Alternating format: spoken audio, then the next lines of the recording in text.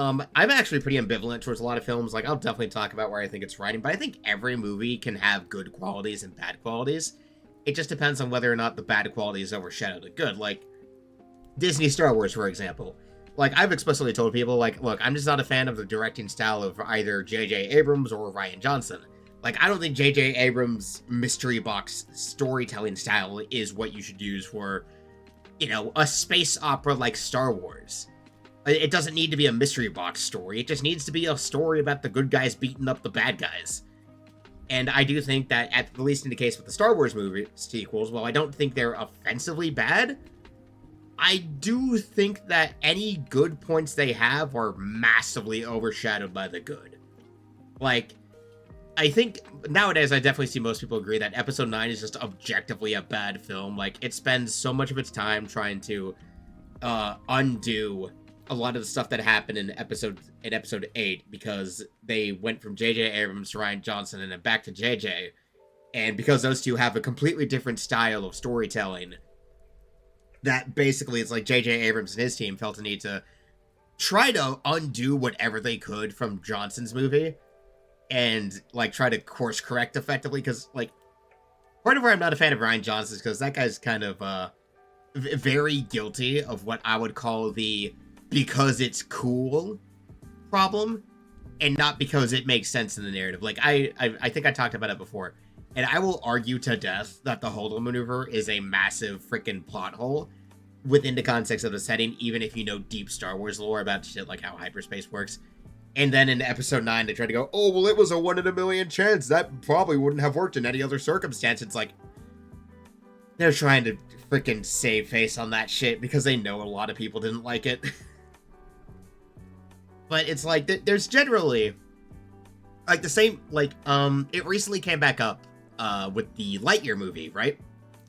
That, Disney, or Disney/slash Dreamworks, didn't, blamed most of its failures, quote unquote, on, the lesbian kiss that was in the movie. Which, sans the fact they edited that shit out for certain foreign releases, it just wasn't that good of a movie, if I'll be totally honest. Like, it wasn't offensively terrible, it was just kind of mediocre. And if anything, I think being mediocre is, like, as a lot of people say, it's worse to be mediocre than it is to be bad, because at least if something's bad, there's something to talk about. If it's just mediocre, what do you gotta say aside from, it's kind of not that good. And it's kind of the problem with the modern industry, too. Part of the problem, I'd say, is that aside from the quality seeming to kind of go down and become a bit worse, is the budgets.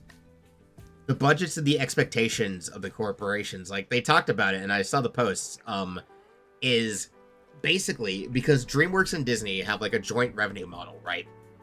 That for a movie to break that, for Lightyear, just to continue on that example, for it to have made a profit, it would have needed to make $600 million. And I don't... let me look up what his budget was. Lightyear movie. It's budget. Okay, Wikipedia. What was this rough budget? Its rough budget was about $200 million, and it made $226 million in the box office, so it barely broke even. But for it to have been considered a success by the standards of what DreamWorks and Disney have with their profit sharing, it would have needed to make 3 times its budget to succeed, and it wouldn't have even been considered a real success unless it had made $1 billion. So, and you see this talked about a lot, like the video game industry has this as a massive problem too, with, like, massively overinflated budgets. Yeah. You see, I don't really read a lot of Star Wars comics, and I've not heard a lot of good things about Old Republic. But High Republic, I mean. My problem with the High Republic is that Disney decanonized an entire expanded universe and just decided to do it again, but in a lot of ways not quite as good.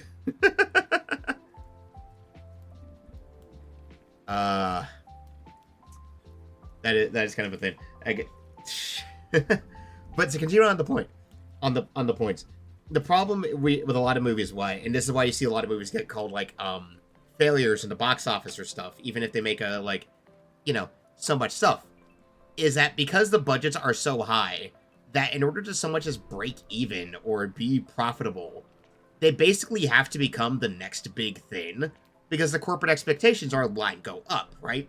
Like, oh, if you want to be a success, you need to make like 5 to 10 times the budget that you spent. You don't just have to, you can't just break even. You need to quite literally make several times what you put into it. And the more the budget inflates, the harder that is to do, right? So, God, the big example that just hit, everyone was talking about it for a while, was Concord.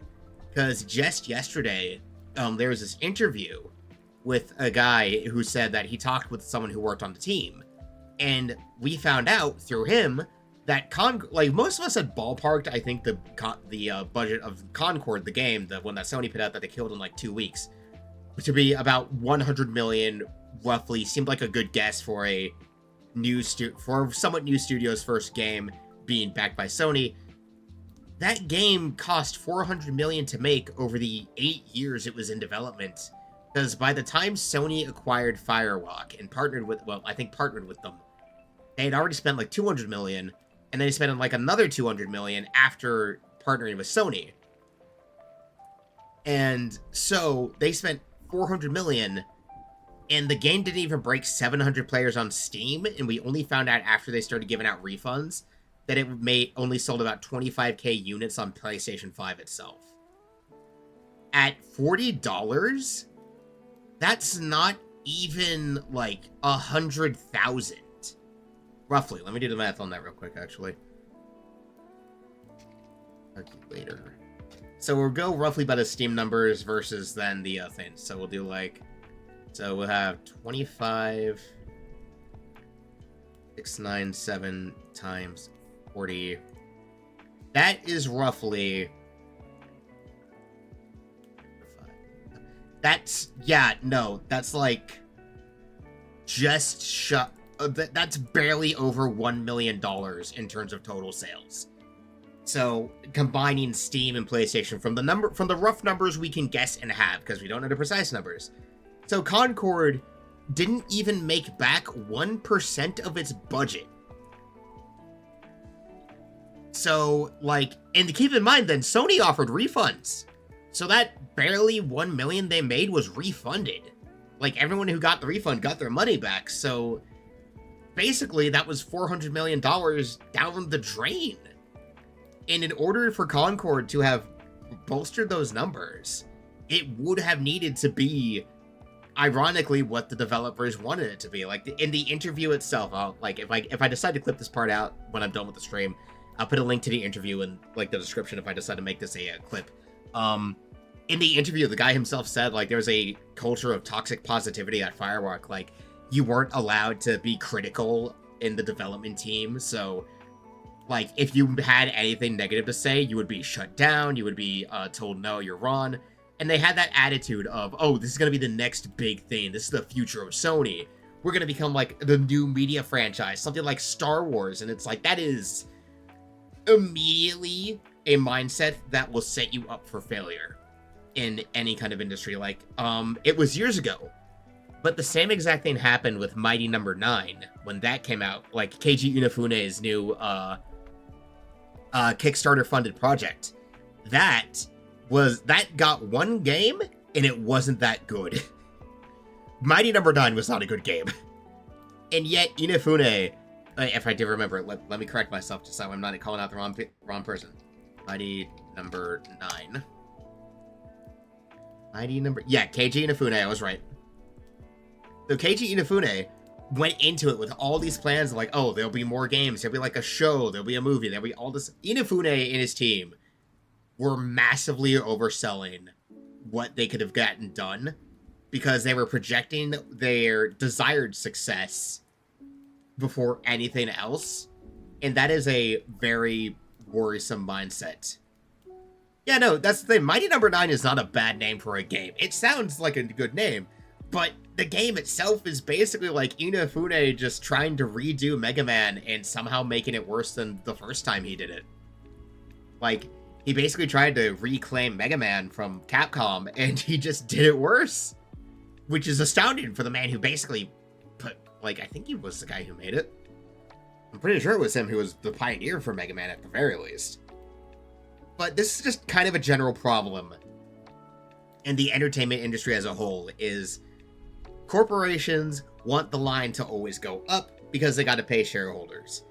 And because we're at a day and age where things have so much money in circulation and these industries are so successful, they make all of the money. But it's not enough to make all of the money. You need to make all of the money plus some. So you get these games where they have, you get these games and these movies where they have massive budgets in the hundreds of millions, and they're expected to not only break even, but make a profit. So, like, for example, recently, another recent story was, like, freaking Star Wars The Acolyte, the TV show from Disney+. That had a budget of, like, 200 million, and even the people who were being fair and kind of liked the show were like, yo, this doesn't look like a show that's worth $200 million. Like, I kind of like it, but it's like, where's the budget going, man? Like, where's the budget you're bragging about going into these episodes? Because I don't see it. And that was, like, a big criticism, and that is the thing to say a lot. It's like, these things have such massive budgets, and where does it go?